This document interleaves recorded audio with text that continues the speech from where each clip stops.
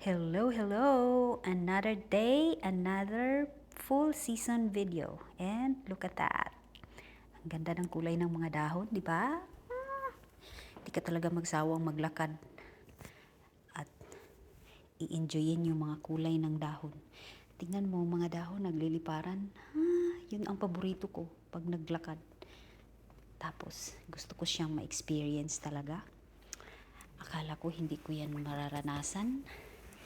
Pero ang saya-saya lang dahil naranasan ko na siya at ang saya-saya. Napakagaan sa feeling na na-experience mo yung mga ganyan. Yan.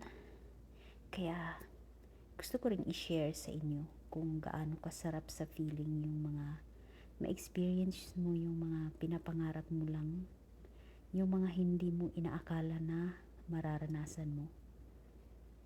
Ang sarap sa pakiramdam. Oh, look at that. May pagka-pink na may pagka-red na dahon. Maple tree na siya. Kana siya ang pinaka beautiful na tree. Dere. Lahi-lahi iyang kulay. Na siya color yellow. Na siya color orange.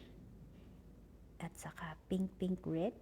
Tapos napod siya greenish na may pagka-brown.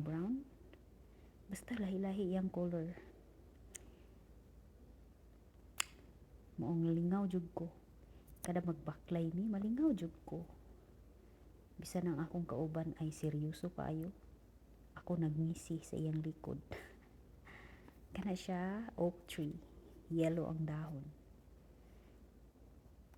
Nasa oak tree na naay pagka brownish o reddish. Dili sila parehas, paiba-iba jud. Yan. Susang ganda gid we, dili jud ko makagit over. O diba, mga dahon nagliliparan. Ayan. Nya akong kauban seryoso kaayo. Sorry. Kay mo dyan na akong kalipay mag-video. And look at this. Yan, ang ganda. Experience ko na talaga siya. Thank you, Lord. Abi na ako si Lara. Sa video ko lang yan nakikita. Pero now, ako na ang naka-experience. Kaya, grateful. Thank you, Lord. Nya, picture dayon. Yun lang. Thank you.